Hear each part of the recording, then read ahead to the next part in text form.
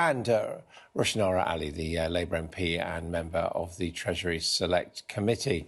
Thank you both for being with us. Rushanara Ali, first of all, what's on your wish list for Rishi Sunak next week? Good morning. Well, I'd like to see the government provide more support for those who've suffered the most. So, for instance, we still have nearly 3 million people who've been excluded from any support for a year now since the crisis began.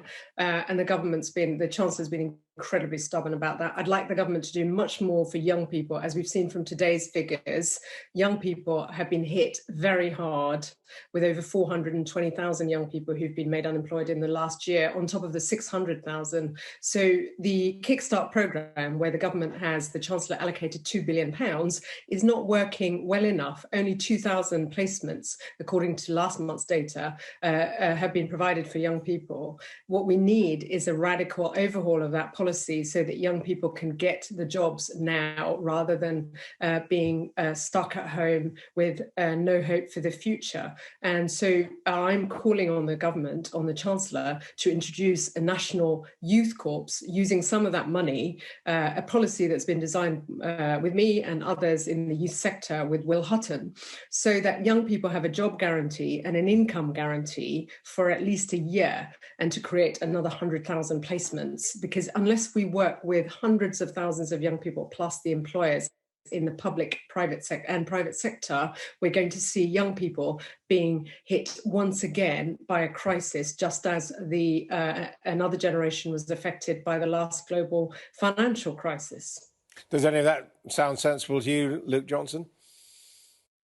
Yeah, I think some of it is. And I have to agree that I think there is a crisis brewing, because we have this unprecedented 4.5 million still on furlough. And in theory, that unwinds at the end of April. I strongly suspect the Chancellor will extend it so that all those companies which cannot trade during lockdown, until lockdown finally ends, will continue to be able to access furlough. But you're terrified of how many of the 4.5 million still on furlough will have a job to come back to. And I have very visceral, direct experience. So yesterday I was with an entrepreneur. We were trying to work out how he can meet his payroll this month in February to be able to pay his staff to keep those jobs, or the business shuts down and everyone loses their jobs. And he is at the end of his tether. Frankly, he was in tears. And, it's very hard, I think, for comfy members of the government or those on SAGE who all have safe jobs to really feel the agony that a lot of the business community and those who are facing a job loss are suffering. Do you think in the businesses you're associated with, you are going to be able to keep in jobs paid by you in employment once the furlough scheme comes to an end? Assuming we can open. Unfortunately, the plan announced yesterday means that many businesses won't be able to open till May or possibly even June. And given that I think about 95% of all those people who are at risk of death will have been vaccinated by early April, i.e. pre-Easter, it seems to me dramatically too cautious. And, businesses and the young, as you heard earlier, who will face unemployment will be the ones who suffer. Rushanara Ali, I mean, one of the issues is welfare for those people who haven't been able to hold on to jobs or have been furloughed during this campaign. Labour Party currently opposes the idea of universal credit, yet at the same time it's arguing for that to be maintained at the raised level. Isn't that a little bit inconsistent?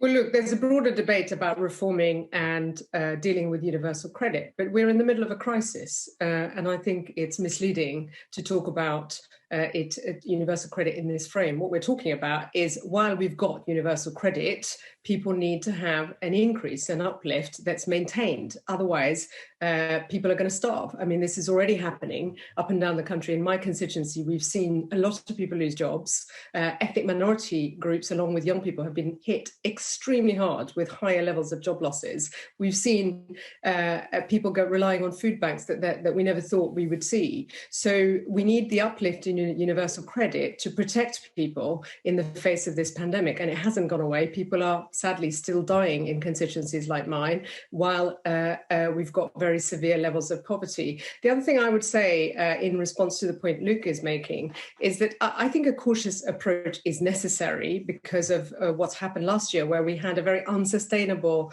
process of lockdowns and then easing restrictions. Yeah, but we didn't have a vaccine last year. But 20 million will have been vaccinated. Let me just finish the point. I was going to back your point about support to businesses. You're right that we've got millions of people who are furloughed. The government needs to extend the furloughing scheme for as long as necessary while the restrictions remain, because otherwise businesses will fall off the cliff. And also, we need to make sure that the support that's been provided is maintained for those businesses that need it, including the VAT reduction and some of the business support that has been provided. So I totally appreciate the point you're making about businesses struggling, and the employees in those businesses who are my constituents, they need their jobs. But the government, with the restrictions, needs to make sure that the support is there for businesses. But we do need to take a cautious approach to make sure it's sustainable so that we don't see businesses having to close again.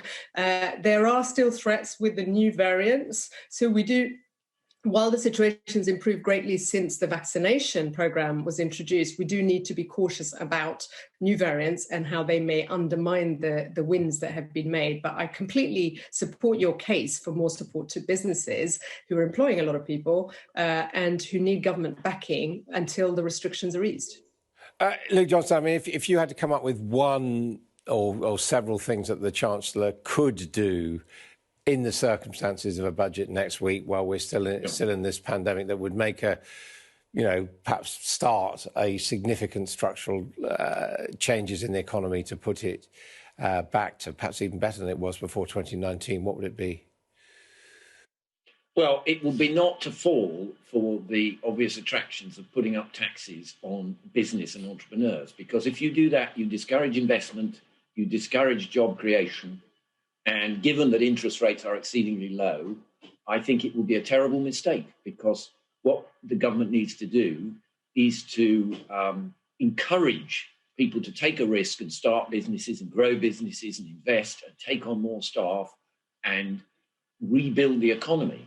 And entrepreneurs are the only people that can do that. Government doesn't really create jobs at all. It's entrepreneurs taking a risk, and they need the right incentives and motivations. And that means not putting up taxes.